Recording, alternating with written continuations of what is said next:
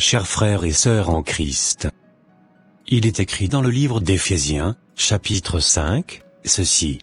Devenez donc les imitateurs de Dieu, comme des enfants bien-aimés, et marchez dans la charité, à l'exemple de Christ, qui nous a aimés, et qui s'est livré lui-même à Dieu, pour nous, comme une offrande, et un sacrifice de bonne odeur. Que l'impudicité, qu'aucune espèce d'impureté, et que la cupidité, ne soit pas même nommée parmi vous, ainsi qu'il convient à des saints. Qu'on n'entende ni paroles déshonnêtes, ni propos insensés, ni plaisanteries, choses qui sont contraires à la bienséance. Qu'on entende plutôt des actions de grâce. Car, sachez-le bien, aucun impudique, ou impur, ou cupide, c'est-à-dire, idolâtre, n'a d'héritage dans le royaume de Christ et de Dieu. Que personne ne vous séduise par de vains discours. Car c'est à cause de ces choses, que la colère de Dieu vient sur les fils de la rébellion. N'ayez donc aucune part avec eux. Autrefois vous étiez ténèbres, et maintenant vous êtes lumière dans le Seigneur. Marchez comme des enfants de lumière. Car le fruit de la lumière consiste en toutes sortes de bonté, de justice et de vérité.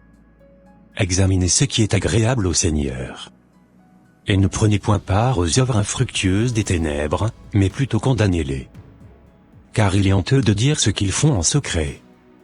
Mais tout ce qui est condamné est manifesté par la lumière. Car tout ce qui est manifesté est lumière. C'est pour cela qu'il est dit. Réveille-toi, toi qui dors. Relève-toi d'entre les morts, et Christ t'éclairera. Prenez donc garde de vous conduire avec circonspection. Non comme des insensés, mais comme des sages. Rachetez le temps, car les jours sont mauvais. C'est pourquoi ne soyez pas inconsidérés, mais comprenez quelle est la volonté du Seigneur. Ne vous enivrez pas de vin, c'est de la débauche. Soyez, au contraire, remplis de l'esprit. Entretenez-vous par des psaumes, par des hymnes, et par des cantiques spirituels, chantant et célébrant de tout votre cœur les louanges du Seigneur. Rendez continuellement grâce pour toutes choses à Dieu le Père, au nom de notre Seigneur Jésus-Christ, que le Seigneur Jésus-Christ nous aide, à graver ses paroles sur les tablettes de nos cœurs, et à respecter tous ses commandements. Amen. Ça sera tout pour aujourd'hui. Que la grâce de Dieu vous accompagne. Amen.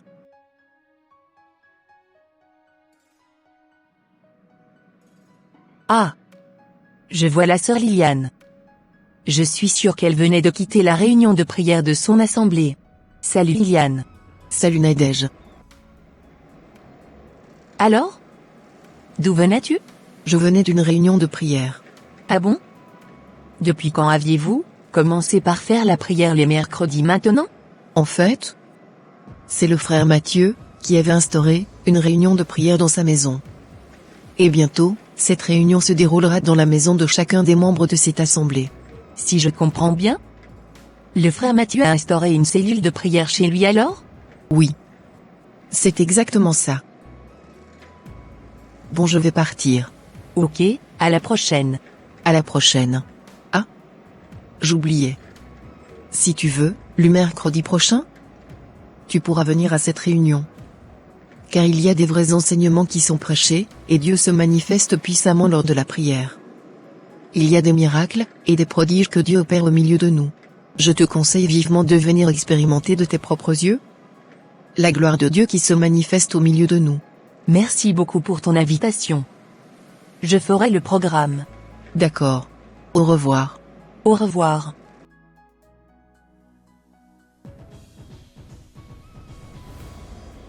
J'irai faire un tour dans la demeure de ce pasteur pour lui raconter ce que je venais d'apprendre sur son assemblée. Bonjour, pasteur. Bonjour ma fille. Comment tu vas? Je vais bien merci. Où allais-tu? Comme ça? Je venais chez vous. Ah bon?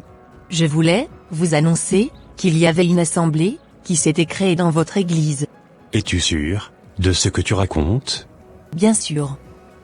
Je venais de rencontrer la sœur Liliane, et elle m'avait dit qu'elle sortait de la réunion de prière du frère Mathieu. Réunion de prière du frère Mathieu? Depuis quand? tous ces désordres ont commencé dans mon assemblée. Tu as bien fait de m'informer. Merci beaucoup. Sois béni. Amen. Au revoir pasteur.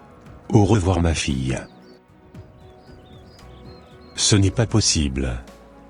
J'irai tout de suite dans la maison de ce petit, afin de le réprimander par rapport à ce désordre. Sinon à l'allure où il va, il me volera tous mes fidèles, et moi je n'aurai plus d'église.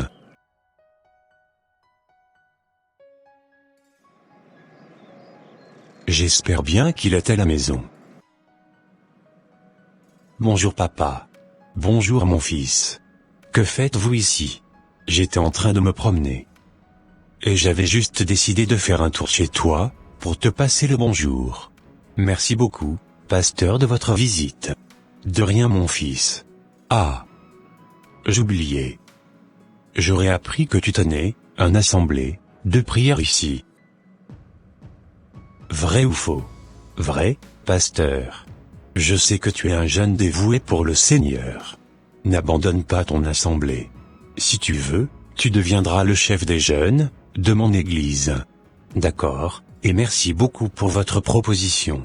Vous savez, on se réunissait juste entre frères, pour partager la parole de Dieu ensemble. Par ailleurs, je n'ai pas l'intention d'ouvrir une église.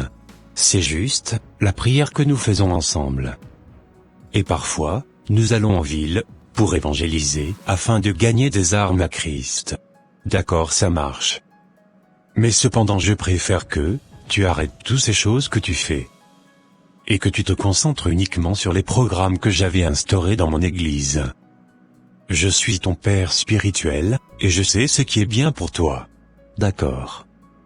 À partir d'aujourd'hui, je prends la décision, de tout arrêter, et de me concentrer uniquement sur les programmes de l'église. Voilà. Tu as tout compris mon fils. Sois béni. Amen papa.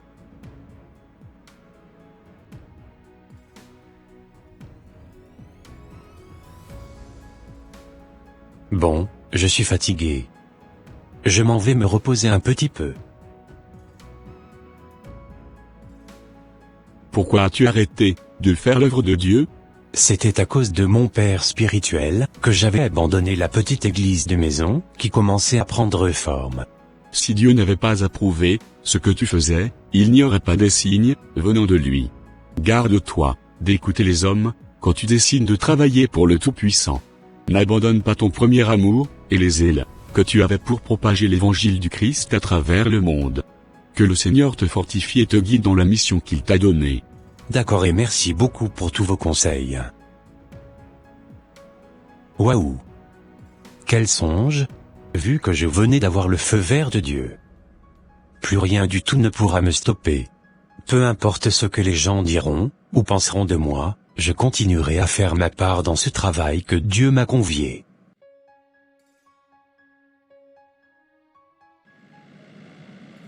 Je savais qu'il ne serait pas très difficile à manipuler ce petit bonhomme.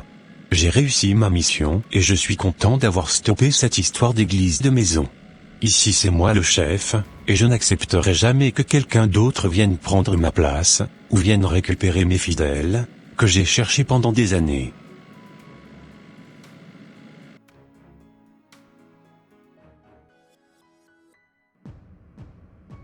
Alors frère Mathieu, pourquoi as-tu arrêté les prières de maison qu'on faisait avant? Je les arrêtais parce que le pasteur ne voulait pas.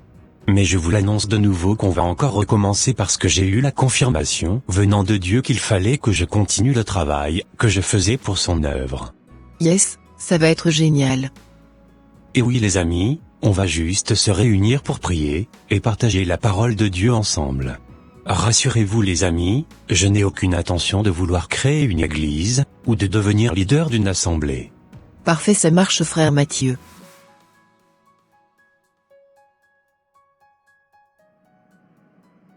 Décidément le frère Mathieu est en train de me chercher. Je lui avais déjà interdit de ne plus continuer ses réunions de prière, mais apparemment, il ne veut pas comprendre mon message. Pour moi, il est devenu un grand rebelle, et il ne peut que rester dans mon assemblée.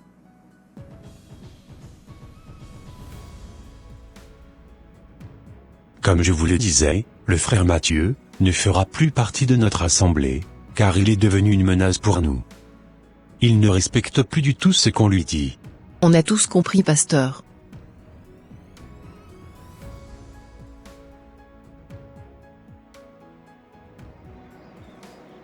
Parce que j'ai décidé de suivre la voie de l'Éternel, les gens me traitent de rebelle aujourd'hui. En tout cas, je préfère être rejeté des hommes, et être accepté par Dieu. Plus jamais, je ne permettrai que quelqu'un étouffe le don que Dieu a mis en moi. Je continuerai toujours à faire l'œuvre de l'Éternel avec joie et avec amour, sans forcément m'occuper de ce que les gens penseront de moi désormais. Ô Seigneur, je m'abandonne à toi. Utilise-moi comme tu le voudras pour ton œuvre. Entre tes mains, je remets ma destinée. Fortifie-moi, et encourage-moi, à toujours continuer à obéir à ta voix. C'est au nom de Jésus-Christ de Nazareth que j'ai prié, Amen. Ça sera tout pour cette vidéo. Si cette vidéo vous a plu, n'hésitez pas de mettre un j'aime, de la commenter, et de la partager à vos proches, afin qu'une seule âme soit sauvée, et restaurée. Et s'il vous plaît, n'hésitez pas de vous abonner à notre chaîne, Conseil Chrétien TV, pour ne rater aucune de nos prochaines vidéos. Que Dieu vous bénisse et vous garde. Bye, bye.